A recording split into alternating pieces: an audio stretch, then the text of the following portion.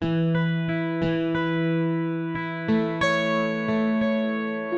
yesterday we had finished Henry's law. So 1-2 question on that we will do, then we'll proceed to the next thing. Okay. So first question. If nitrogen gas is bubbled through water at 293 Kelvin, how many moles of nitrogen gas would you dissolve in 1 liter of water? They are asking how many moles.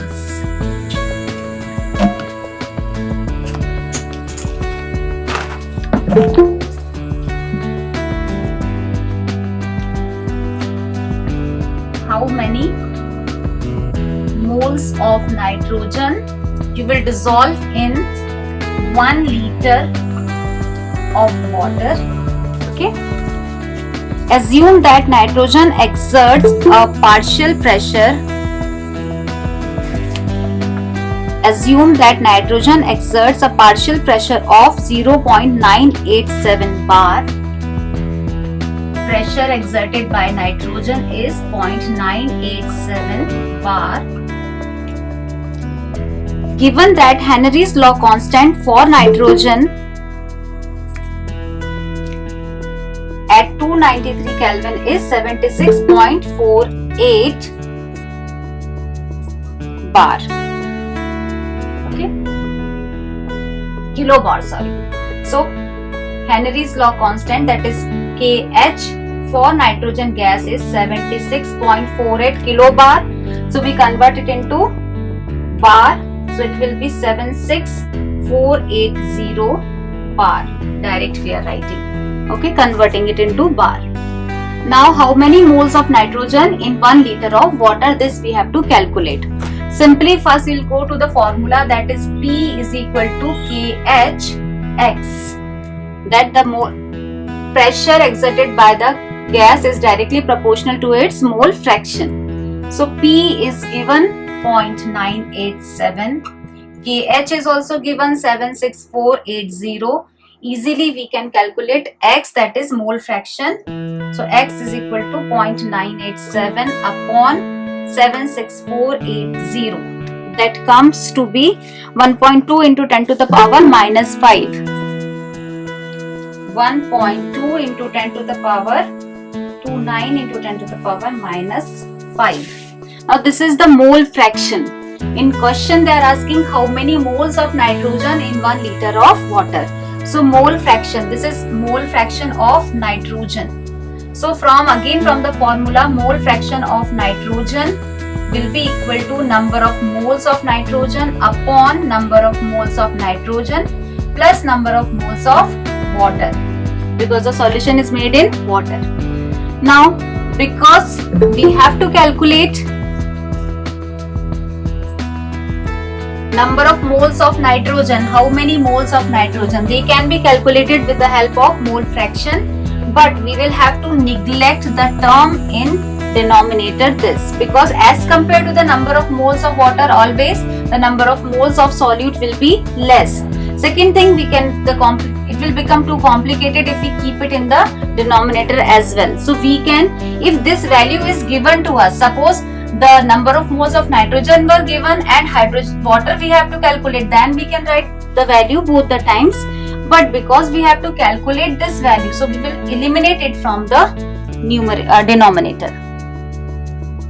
So formula will write like this only. N of H2O. Okay.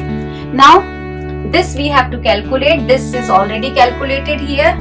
NH2O, number of moles of water, we will always remember that when it is for 1 liter of water, that is 1 liter of water is 1000 ml, and number of moles of H2O upon ET, weight in grams upon molecular mass.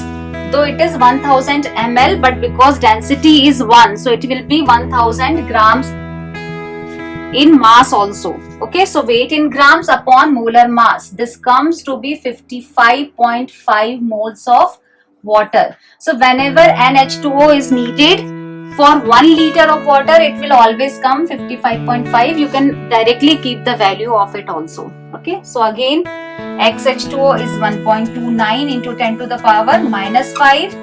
And for nitrogen, we have to calculate, and this is 55.5. So we get the number of moles of nitrogen. This comes to be 7.1 10 to the power minus 4. 7.1 into 10 to the power minus 4 moles of nitrogen are present in 1 liter of water. Okay, so this is one type of question. Then next question.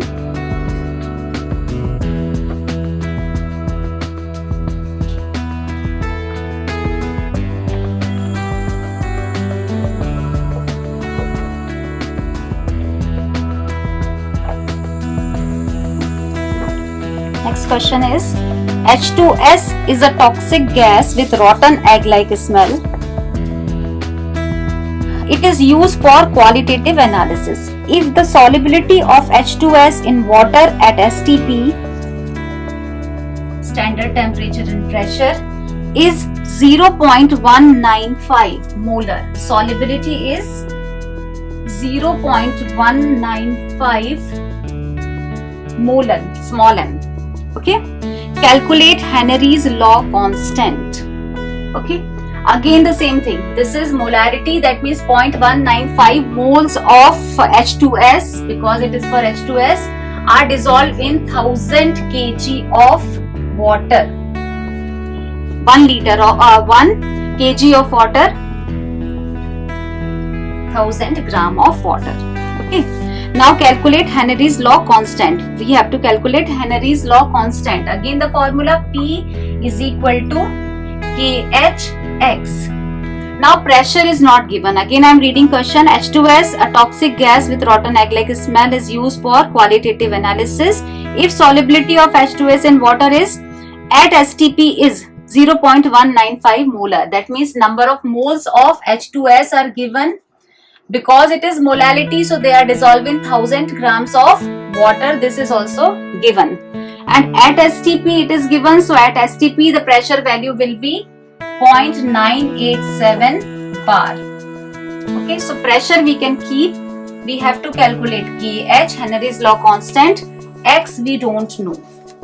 In that question we had to calculate moles, and X we had X was given to us, or we had calculated it.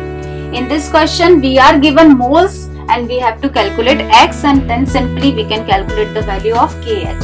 So again we will calculate X of H2S gas. We have to calculate mole fraction.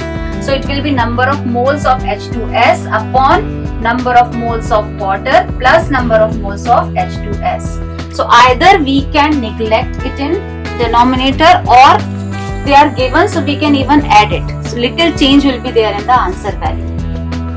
That much is considered. Okay, so NH2S is 0.195 and NH2O are 55.5. Okay, this gives the value, and X comes to be 0.035.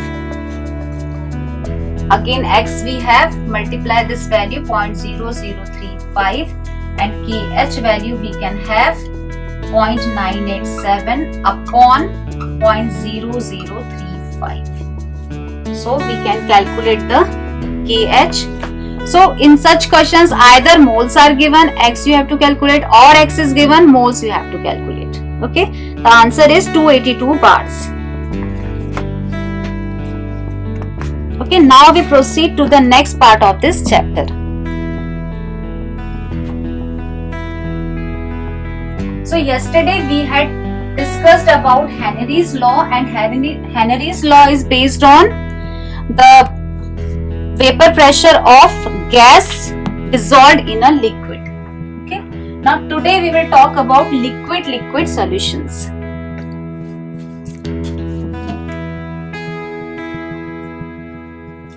Liquid solutions. Okay. When two liquids are mixed with each other and The condition is this: when we are discussing these liquid-liquid solutions, then both the liquids are volatile. Okay, volatile means they can easily form their vapors at low temperature or room temperature also. So when two volatile liquids are mixed together, then how the vapor pressure is related. So suppose in a container we have taken solution. Which type of solution? Liquid solution, and both the liquids are volatile in nature. That means when they are kept in this container, they will form vapors here. They are volatile. So the vapors which is formed here will exert pressure on the surface of the solution, on the liquid. Okay, now when these both of the components are volatile, so the vapors which are collected here will be of both the components. Okay, so the relationship of the between vapor pressure and mole fraction was given by another scientist, that is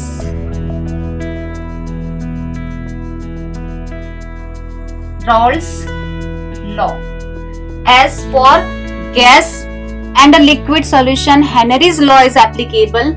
Similarly, for a liquid-liquid solution, Raoult's law is applicable, which again gives a correlation between the vapor pressure, or simply you can say pressure and mole fraction of the liquid. So according to Raoult's law, because there are two components, so they will having mole fraction x1 and x2 of both the components, and the pressure which they are exerting will be P1 and P2. Okay, so according to Raoult's law, P1 is proportional to x1. The pressure, vapor pressure exerted by the component 1 is equal or directly proportional to its mole fraction in the solution. According to that, there will be number of vapors here, and it is also obvious. If one of the component is less here, so its vapor pressure will also be less. We can write P1 is equal to P1 naught x1, where P1 naught is vapor pressure of pure solvent. What does this mean? In Henry's law, what we had written? P is equal to KHX. This was Henry's law. In case of Raoult's law, we are writing P1 is equal to P1 naught x1. P1 is the partial pressure of component 1, which is equal to the pressure of pure solvent P1 naught multiplied by the mole fraction. This P1 naught is what? Suppose this was not a solution, this was a pure solvent, water alone. So whatever water pressure, vapor pressure will be here, will be only because of water present here, of one component only. That means the total atmosphere will be saturated by the vapors of one component, that is water. So that means, what is actually mole fraction? Mole fraction is the number of moles present of the two components. That means if nothing else is mixed in this, that means this x1, suppose x1 I am taking for water, this x1 is equal to 1, because x1 plus x2 is also equal to 1. So if this component is not present, that means this term will become 1. That means the total whatever contribution of moles is there, that is from one component only. Okay, so when x is 1, that means only one component is present, then that time there is no difference between partial pressure and vapor pressure of pure solvent. So this is a correlation which is explained, that when two components are present, then partial pressure of one component is equal to the product of the vapor pressure of pure solvent multiplied by its mole fraction. Okay, similarly P2 will be equal to P2 naught x2. When suppose second component is present alone, then its vapor pressure will be P2 naught, but it is not present alone, then its partial pressure is P2 is equal to P2 naught, x2 is its mole fraction. So these are two equations which we have obtained from Raoult's law. Now when these two are present together, then according to Dalton's law of partial pressures, total pressure will be equal to P total will be equal to P1 plus P2. This will be according to Dalton's law of partial pressure. Now we can write according to this, P1 is P1 naught x1 plus P2 is P2 naught x2.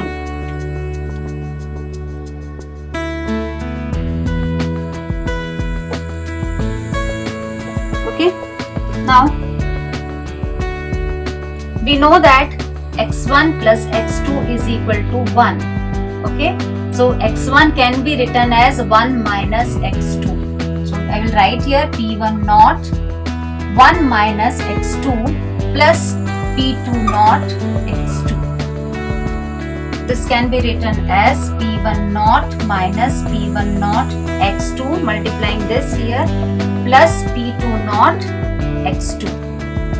Okay, then solving this, P1 naught plus in bracket P2 naught minus P1, even x2 is here, okay, P1 naught x2. This is equal to P total.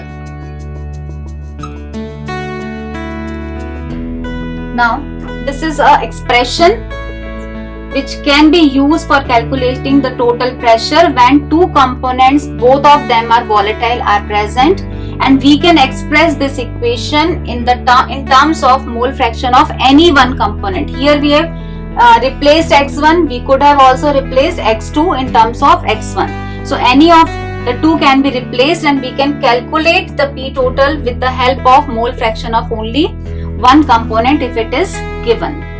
Okay. Now this, according to Raoult's law, what we have concluded this, that one thing I told, that in terms of mole fraction of any one we can express it.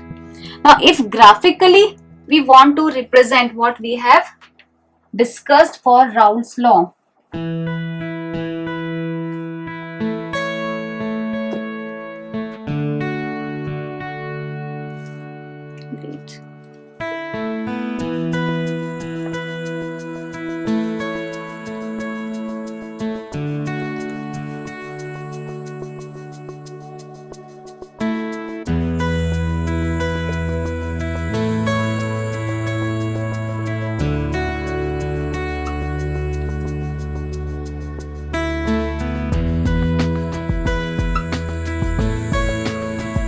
When we represent them mole fraction versus vapor pressure, then if it is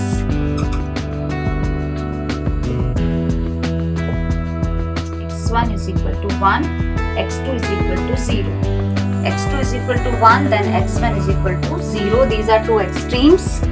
Okay.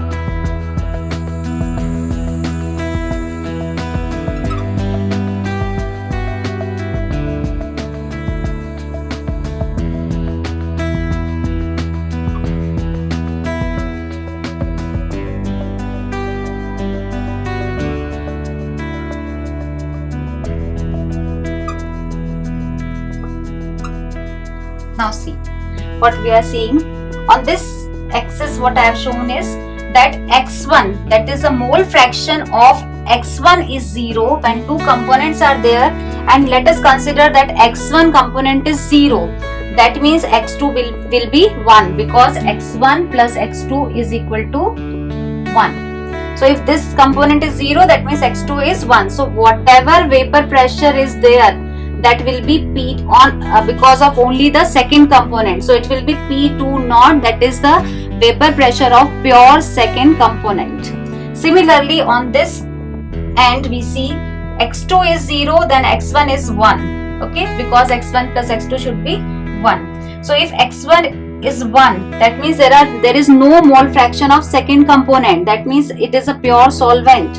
So when it is a pure solvent, then whatever vapor pressure exists is P1 naught, that is the vapor pressure of pure component 1. Okay. In between these, when we start moving from here to here, we will have various combinations of x1 and x2. Because x1 is 1 here, so as we proceed, its value will go on decreasing. Because x2 is 0, as we proceed here, its value will go on increasing, and various combinations will be there, and this line of the 2 joining the 2 indicates all the P total is equal to P1 plus P2. All the various combinations will be explained by the total of these two. Now when we have drawn this, we have made this one as higher and this one as lower. So always we will have to do so. It is considered, it is assumed that out of the two components which we are taking, one is more volatile. Okay, whichever is more volatile, its vapor pressure will be higher, because more volatile, it is easily volatilable, so its vapor pressure will be higher, and P1 we have made down little lower level, than its vapor pressure is lower. Okay, so you can say that the component number second, component 2 is more volatile than component 1.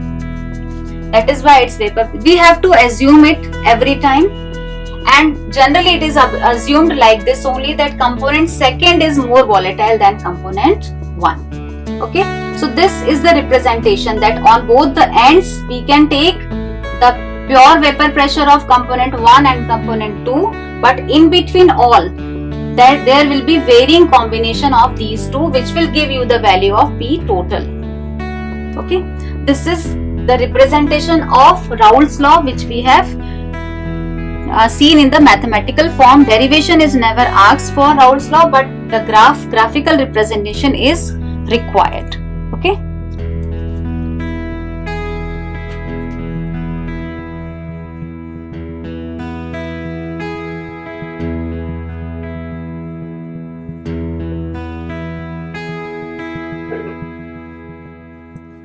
This will be needed again, so we will draw it aside.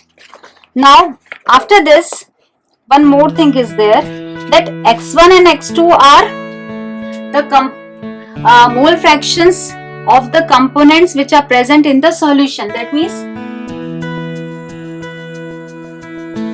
in the solution x1 and x2 are present.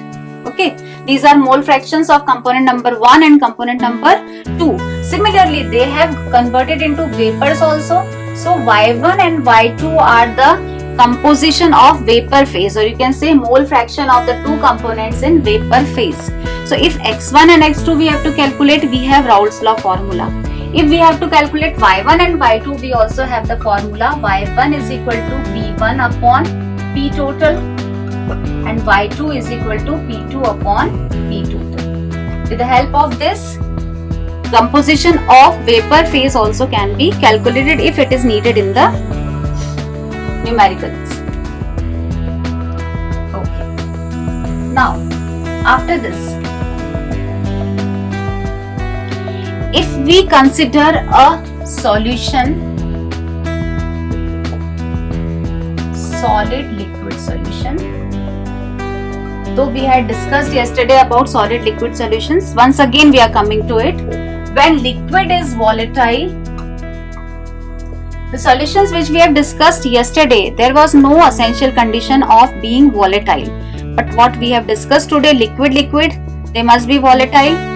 And here also, when we are now again discussing about solid liquid solution, we are discussing about liquid which is volatile and a solid which is non-volatile. Generally solids are non-volatile, but there are few which can be volatile also. So we have to take care that we are discussing about solutions, solid liquid solutions, non-volatile and volatile mixture. Now when such combination is there, then what will happen? In a container, if we are taking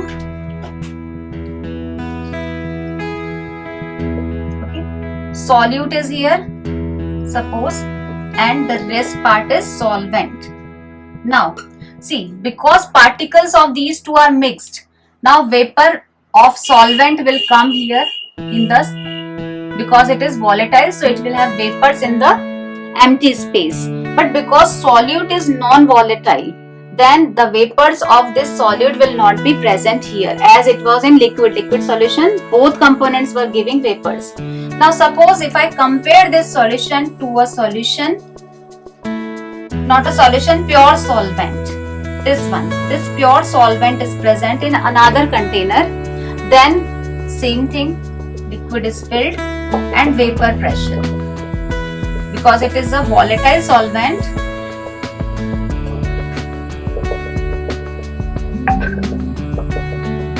then what will happen? It is noticed that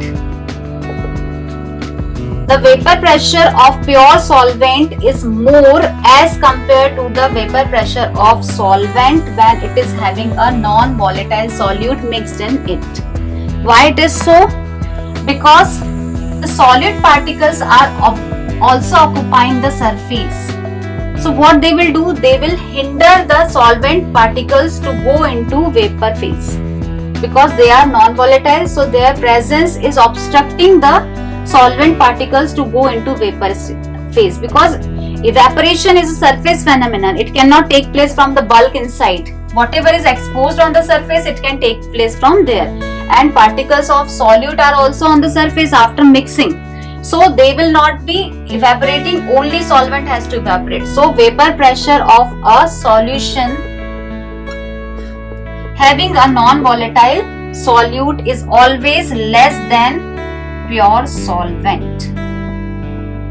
Okay, it will be always less than a pure solvent. This thing we have to remember when it is having a non-volatile. If it is having a volatile solute, then it will not be so. Okay, then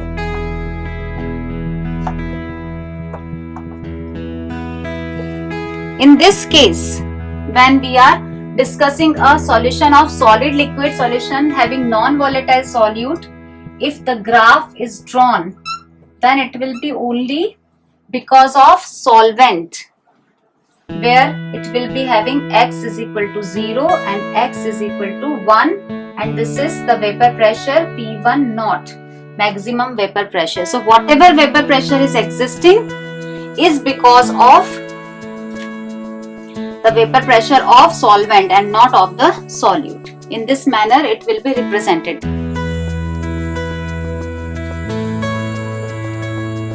Now once we discuss about Raoult's law, so Raoult's law can be said as a special case of Henry's law, because Henry's law is also P is equal to KH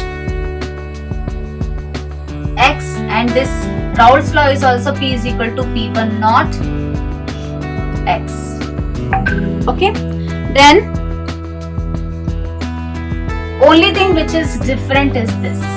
So you can say that Raoult's law is a special case of Henry's law, where they differ only in terms of KH and P1 naught. These are the constants which are different, because this is applicable for liquid solution and this is applicable for gas liquid solution. So constants for both are different, rest two things are same. Okay,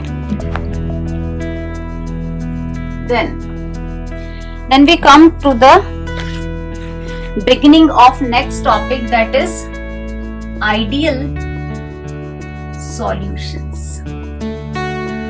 Now practically what should happen should be according to Raoult's law, what we have discussed, or according to Henry's law, which we had discussed. Now all the solutions which obey Raoult's law. Okay, what Raoult's law is? We have seen that vapor pressure of first component is equal to the product of vapor pressure of poured solvent and mole fraction of the component number 1. This is Raoult's law. If a solution obeys Raoult's law exactly, then such a solution is known as ideal solution. Okay, ideal solution is such a solution which obeys this law. Now to understand the ideal solution, we will take example. Suppose we have two components which we are mixing together. Why we have written AA, BB? Because when they are not combined or mixed with each other, the molecules of A type of substance are bonded to the molecules of the same type. Similarly, the molecules of the B, second component, are bonded to the molecule of its own kind because they are present in bulk. They are not separate one molecule. So this is component first, this is component second. When these two components are mixed together to form a solution, then what happens? New type of interactions are developed, which are AB interactions. We are mixing them together, so they will develop new bonds between the molecules of the first and the molecules of the second. So when A and B are interacting, then in case of ideal solutions, what is happening?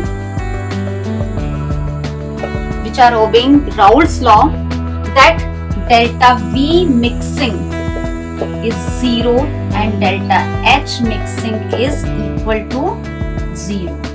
That means on mixing these two substances, there is no change or no effect on the volume of the solution or on the heat change. There is no heat change in the solution. How it is so? If the bonds which are already present and the bonds which are newly formed are of the same strength, then there will be no change in the volume of the solution. It will remain as it was for both of them. Definitely it was having volume V1 and it was having volume V2. When they are mixed together, the volume came V1 plus V2. There was no change. In that sense, there is change because now the volume is total of the two. But if whatever was the initial individual volumes, the volume is remaining same. So change in volume is 0. Similarly, when they are mixed together, because the bond type is the same, no increase or no decrease in the bond nature. So no energy is absorbed and no energy is evolved. So delta H mixing for these two components is also 0. And it obeys Raoult's law. That means what? P1 plus P2 is equal to P total. Okay. And what are P1 and P2? We have already discussed. So this is the condition for an ideal solution. If such a condition is followed, that delta V mixing comes 0, delta H mixing comes 0, then this is example of a ideal solution. Examples of such solutions are N-hexane and N-heptane. If these two are mixed, on mixing there is no change in volume, no change in heat, because they are of same type. Bonding in both of them, you can see, are of same type. Similarly, chloro, butane and bromobutane, if these two are mixed, then also it is an example of type of ideal solution. Though no solution is 100% ideal, it is near to ideal, but we call them as ideal solutions. Okay, so this is about the first type of solution which obeys Raoult's law and is known as ideal solution, and its graphical representation will be as which we have discussed just before. Now, what about the solutions which do not obey Raoult's law? Those solutions will be known as non-ideal solutions. Okay, so now we will discuss something about non-ideal solutions. Okay, so the solutions which do not obey Raoult's law are known as non-ideal solution. That means they have deviations from Raoult's law. So when they have deviations from Raoult's law, they may have positive deviation or they may have negative deviation from Raoult's law. So there are again two more type of solutions showing positive deviation from Raoult's law, showing negative deviation from Raoult's law, and both of them are non-ideal in nature. Now let us take one. We have still some time. First one we can take positive deviation.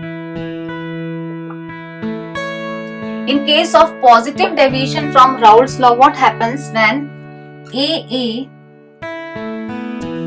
and BB are mixed together?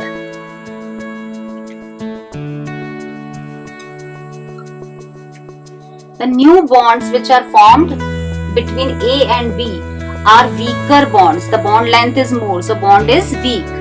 The type of bond formed is weaker. When the bond is weaker, so that means the molecules are far apart. That means delta V mixing is positive and delta H mixing is also positive. Okay, because the nature of the bond, because they are not attracting each other to make the bond, so to make them form bonds some energy will be required. If their nature is so that they are wishing to make the bond, then their bond formed will be a strong bond, a closer bond, and energy will be released in that case.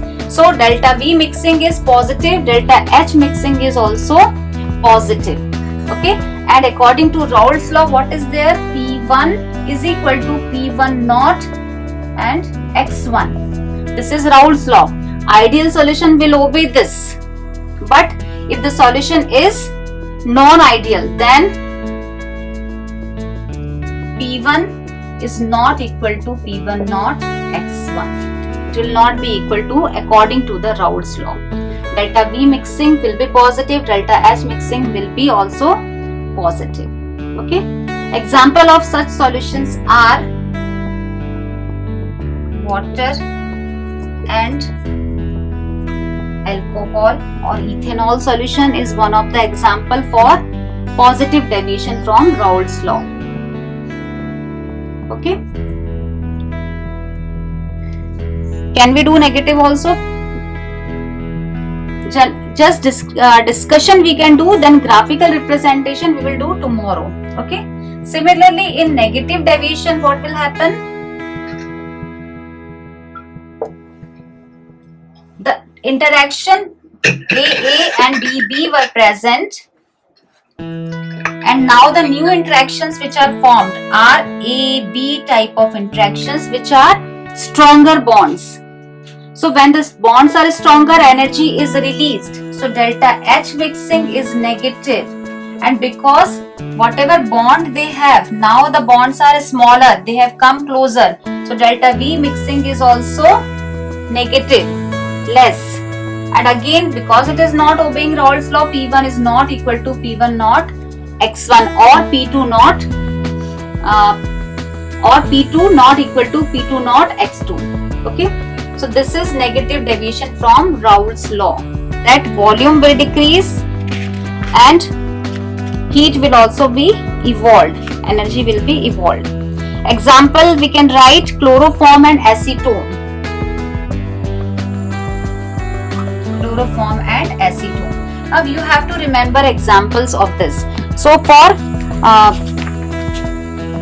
ideal solution, I had already told N-hexane, N-heptane, bromobutane and chlorobutane, benzene and toluene, more you write, because sometimes it is asked that this combination will give which type of deviation, positive, negative or ideal solution. So whatever examples are there in the book, those you should know. So these are three examples for ideal solution. Benzene and toluene we have not written. Similarly, for non-ideal solutions, positive deviation, one example I had already told you, ethanol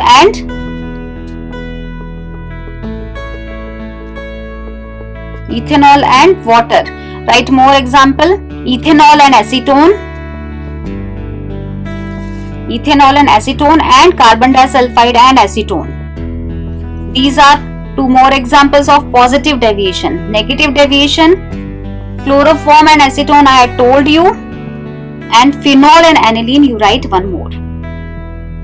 These